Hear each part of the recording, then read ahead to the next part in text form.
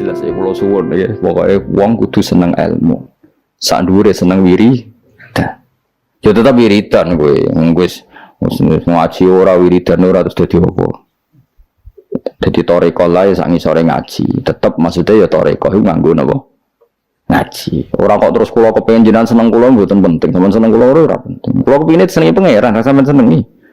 Senengi malah ribet. Senengi men sowan malah ngelu wong.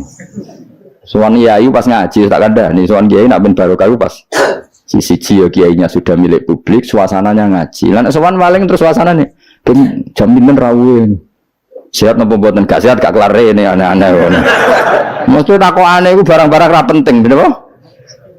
Nak kurang pegawai malah takok, "Temu iku musim pundi? Musim napa nih? Musim tembakau." Malah kadang takok, "Niki nembe musim napa? Musim hujan." Ngene kiai ini ape dudusan kok cerita. Mesti ra penting, wae tema-tema ra penting. Aneh-aneh. Lha kiai ujak bakas ngono iku. Serepet. Wae nak seneng kiai ya napa? Ngaji, liyane iku gak penting. Kecuali ya kadang-kadang ya 10 tahun bisa nih kadang-kadang. Suwi temen Gus Ben suwi lah. Masih sering ngaji lihat aku sak sepate ya apa. Kemudian sahabat Nabi ya. Kenangannya gue ngaji. Saya sering ketemu Nabi tapi suasana sebenarnya agak sowan, itu yang salah paham orang. Sering ketemu Nabi sebenarnya suasananya ada sowan, ketemunya di masjid itu ya Nabi ngaji. Nabi kalau ngaji itu rileks. Ya gojlok-gojlokan rileks terus. Kadang ya tidak bodoh di barang untuk sahabat-sahabat. Lho kula tak cerita tadi, Nabi tidak bodoh di sahabat kena ate. Tapi Nabi kan gak mungkin ngelalosno bodoh nih. Tapi Nabi nek ana sahabat sing bodoh nih ya biyen ora Nabi kan ya rada salah pantes wong ora Nabi. Jadi Nabi nanti cerita Dajjal. Sok ben wong kelaparan kabeh akhir zaman. Kelaparan kabeh. Kabeh butuh mangan, kelaparan, kehausan dari Nabi. Wis bahayane akhir zaman. Ya ono sahabat sing astagfirullah gawat itu. Pas itu Dajjal teko, ini jare kanjeng Nabi itu dawuhe Nabi. Dajjal teko bawa roti sama minuman. Betapa menariknya dalam keadaan seperti itu. Nah, kue gelem minumane Dajjal, gelem rotine Dajjal, neraka. Karena apa yang dikatakan Dajjal neraka adalah swarga, dan dikatakan swarga adalah jadi Dajjal itu gawa neraka mbek swarga. Sebab piye carane karo sak takok. Kok ngono takok. Lah kowe Dajjal tapi kok takok. Kecuali ke putune takok. Lha carane gawa piye lho? Kuwi putune tapi kok tertarik bakas apa? Dajjal. Ya kok kangen men takok. Woi, akhirnya sahabat do nangis kan. Nabi ku rileks, tenang ae. Nak Dajjal teko, iki dawuh Nabi ku apal hadise, nak Dajjal teko kok aku cek urip, aku cek sugeng. Fa ana hajiju. Aku sing lawan Dajjal. Kowe tenang ae, iku jenenge pemimpin sedaya. Tenang ae, nak Dajjal teko, aku cek sugeng, aku sing lawan. Kowe kan gak level wis. Nah aku wis gak ono fawau khalifati angkum. Allah engko sing ngurusi Dajjal. Ono sahabat mbok nguri, ora betu sahabat. Ya Rasulullah. Mbok ngeten mawon. Maksudnya mbok ngeten mawon dineku. Kalau tak mangan rotine Dajjal. Gue tak obe, tapi aku tetep iman. Bariku tak bodoni. Wong Dajjal mawon. Maksudnya wong Dajjal mawon. Modoni Dajjal kan mboten dosa. Tapi akhirnya guyu. Nabi udah dicerita kiamat terus dahsyat ngono. Gara-gara selingan mau. Itu sudi Nabi. Itu nak dalam keadaan zamane si sahabat ini wis mikir ad-darurat tubihul mahdurat. Dadi mantek apa kaidah usul fikih mantek.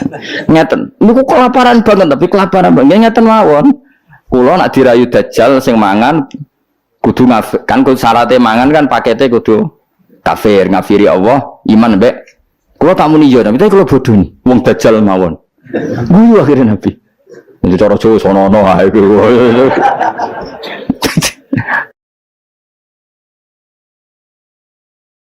Jadi jangan kira Nabi itu terus wong sowan mboten, maksudnya itu ya sering ketemu tapi tidak sowan karena Nabi memang miliknya umat. Jadi kalau ketemu ya di Sufah itu teras masjid. Kadang Nabi hanya ngendikan Abu Bakar sama Umar, terus sahabat do cerita macam-macam zaman jahiliyah.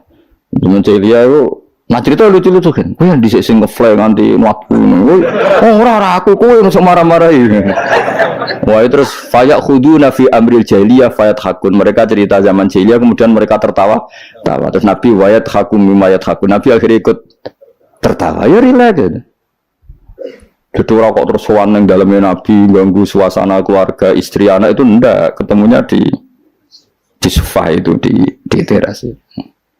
Jadi akhirnya Nabi ketika di dalam benar-benar terjaga privat di dalam, makanya la tadkhulu buyutan Nabi illa ayu dan alakum. Jangan sowan Nabi kecuali dapat izin, karena kalau sudah di dalam itu milik keluarga. Tapi kalau keluar beliau milik publik. Itu disebut walau annahum sabaru hatta takhruja ilaihim lakana khairal lahum. Mereka sabar menunggu Nabi keluar, terus Nabi keluar di teras masjid, ya sudah, kalau sudah di teras masjid berarti milik publik. Terus mereka tanya-tanya, diskusi, terus Nabi ya guyon, santai.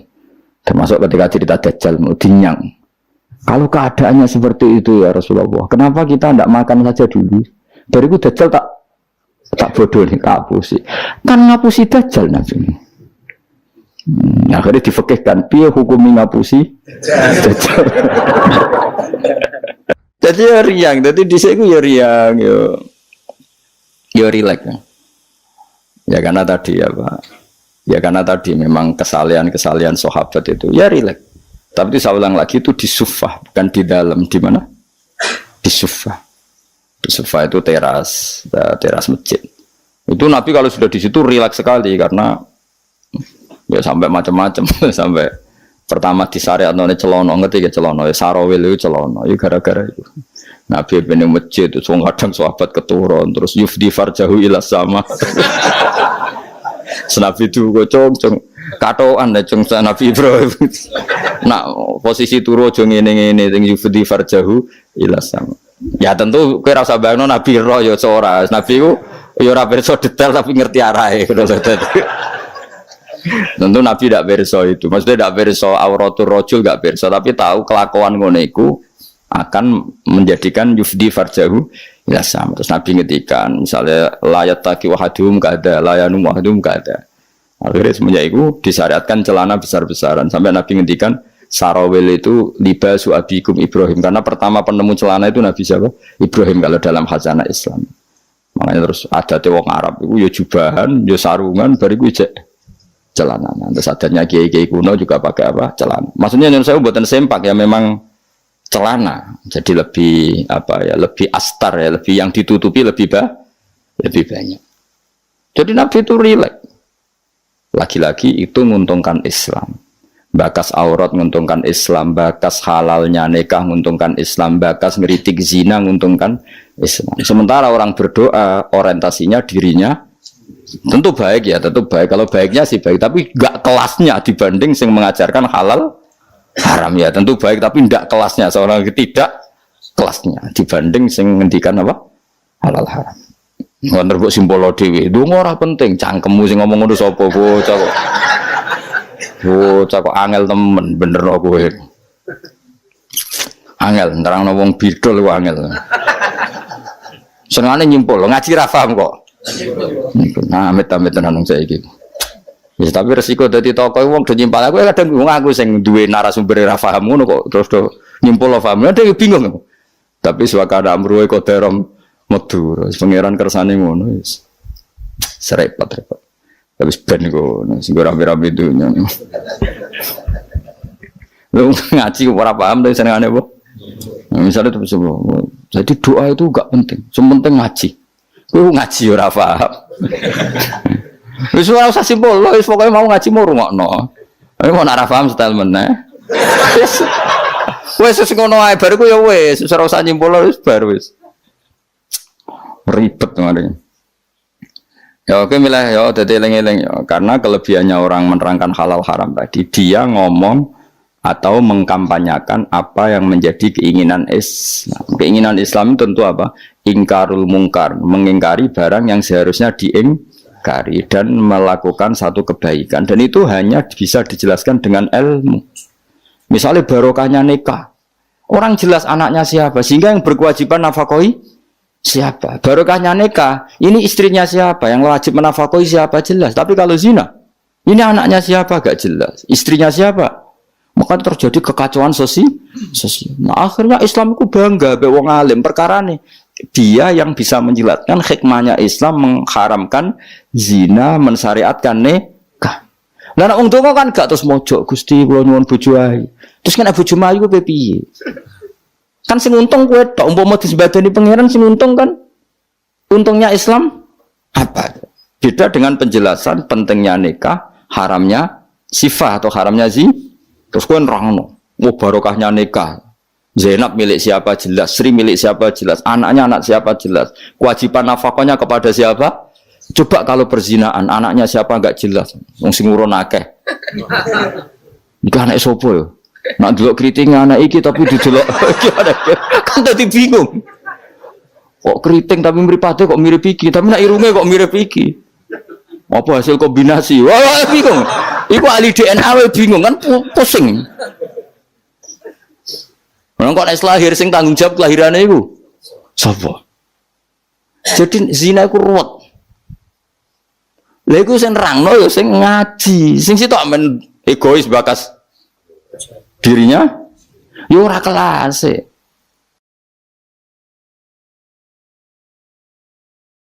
Bang ya. Mawas kena mbok simpul to. Cara Gus Pak donga ora penting mbahmu sing ngomong ngono wis apa. Senengane hok. Akan ke grup apa mah.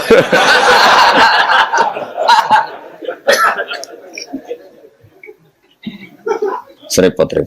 Angel nerangno kowe bang. Muga disepuro pangeran. Gak disepuro ora apa-apa, kelakuan ngono ora paling. Mun wae terusno ya. Soale ngaji ge, pokoke nomor 1 napa? Ngaji. Piye ngaji ku dadekno ilmu. Ilmu iku pertama sing disebut Allah ketika nurono surat Iqra. Allah nu pas nurono surat Iqra mboten bakas donga, mboten akan ono dibakas ilmu. Iqra bismi rabbikal ladzi khalaq khalaqal insana min 'alaq.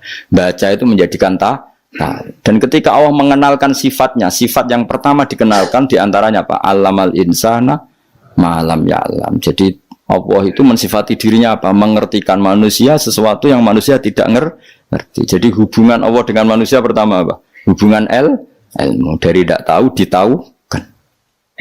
Jadi ora ono niku surat Iqra pertama aja bahwa doa ibadi ora ono iku nomor sekian. Yang pertama dikenal apa? Allamal insana malam ya alam. Allah adalah zat yang mengertikan manusia apa yang manusia tidak ngerti. Jadi agama ini hubungannya Allah dan hambanya pertama juga urusan ilmu. Ya pertama juga urusan apa?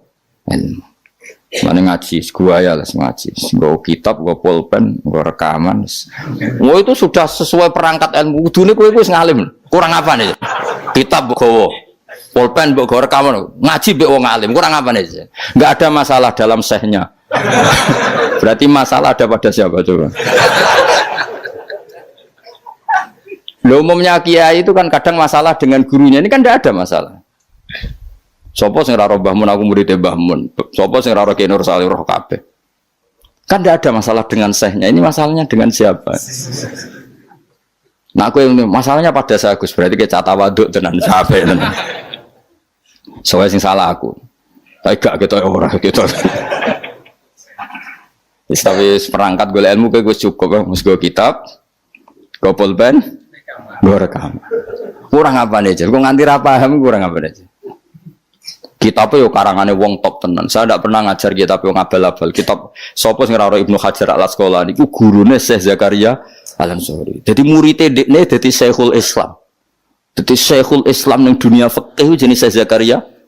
Iku gurune iku jenenge Ibnu Hajar Al-Asqalani sing nyarai Bukhari. Sing ngarang kitab sing tak waca kurang keren ya. Ngaji kitab sopo? Ibnu Hajar Al-Asqalani. Wong di wong pleret wong diraro. Pleret berduaan ya ora roh. Al-Asqalani ngono, Asqalani daerah Al-Ardhil Muqaddasah, daerah Palestina, tapi uripe teng Mesir. Nggih nate teng Mekah teng Madinah. Wis kurang apane, Cek? Jalalain dikarang Imam Suyuti, masuk mujaddid di akhir abad 9 Imam Jalaluddin. Kitab Jalalain itu digo disertasi doktor nang endi-endi. Di sing iso Jalalain itu mesti gelare doktor tafsir. Kowe mbutino nggawa ngalor ngidul. Golek gon kok ngarep ora ngapa nih jajal. Ya mau wis go Jalalain, cek go pulpen. Rekaman.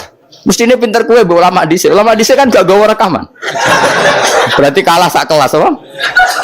Ulama dhisik nak ngaji gak gawa apa? Kudune pinter kowe. Kok iso pinter ulama dhisik sebab apa? Mergo wong dhisik gak tau gawe grup.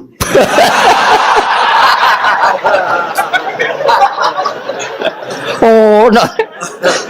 Oh, ngaji ra paham. Ngaji kok amen gawe masyaallah ya Allah, samit amin. Men kenalan wis. Serapa apa zaman akhir wis. Alasannya silaturahim.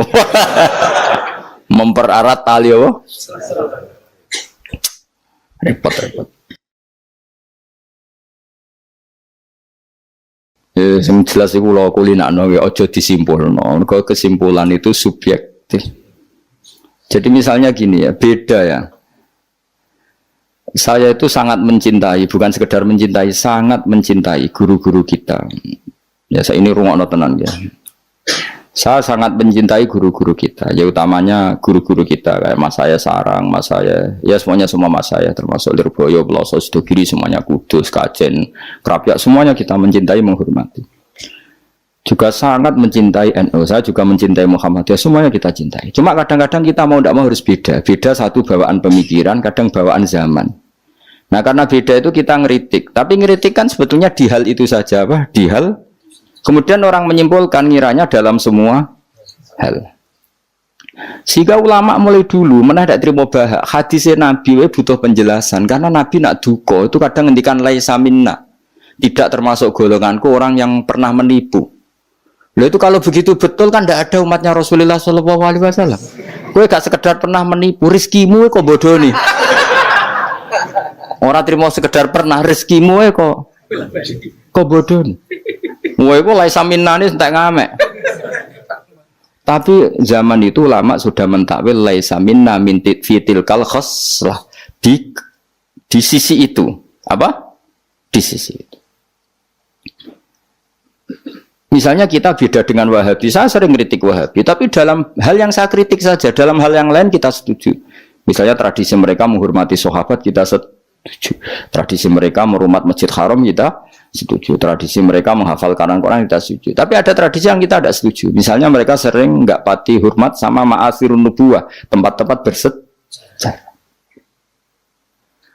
Jadi jangan kira kita, jadi kalau kita ngeritik ya di hal yang kita kritik saja. Itu pun karena kadang bawaan zaman, bawaan versi, bawaan tradisi. Terus kamu simpulkan, misalnya kamu simpulkan, Gus Bak benci Wahabi ya enggak juga. Dalam hal yang kita tidak cocok, yang kita cocok ya cocok kayak tadi misalnya. Said Muhammad tuh kalau ngarang kitab, meskipun beliau beda dengan Wahabi, kalau muji ya biasa, dalam hal yang sama, apa dalam hal yang sama, karena mereka bermakna. Ya misalnya nyuwun sewu, misalnya pengajian umum, saya juga suka dari segi syiar, dari segi apa? Syiar. Tapi ada hal-hal yang memaksakan, itu mesti saya kritik. Wong karuan kiai cilik ning desa kok pengajian akbar. Akhirnya panitiane door to door 2 wulan sedurunge pengajian. Angger wong ditari. Tapi kalau sudah levelnya memang pondok besar, buatnya besar, keuangannya besar, itu kan memang enggak berat. Tapi kalau yang desa-desa sampai pengajian gede, 2 wulan atau 3 wulan oleh door to door itu. Nganti agar wong dijalukin apa? Sudah. Padahal kampung situ enggak butuh pengajian besar karena wong butuhe cek mabadi fikih. Lalu apa ngundang kiai level apa? Nasional. Tapi karena panitianya yang angkuh. Ya seperti ini harus dikritik, tapi bukan berarti kita membenci karena ya ada sisi baiknya. Misalnya nah nyimpulkan rezekinya gitu. Misalnya ada orang alim soleh ketemu wong ayu di jalan tanya, sanging pundi mbak, sanging beriki. Sebetulnya ini murni hakul jar karena tetangganya dia takok. Berarti muamalahnya hakul. Terus wong alime ya terbatas. Oleh delok ora kok ngarep ngisor nganti dhuwur sak kadare. Terus bareng Ruhin roh, oh nak ngono jagoan mbek wong ayu ku oleh. Wong aku tahu ketemu wong alim ya jagoan mbek wong ayu. Nah itu jenenge kesimpulan. Kan terus sak karepe dhewe jenenge nyimpulno iku sak karepe.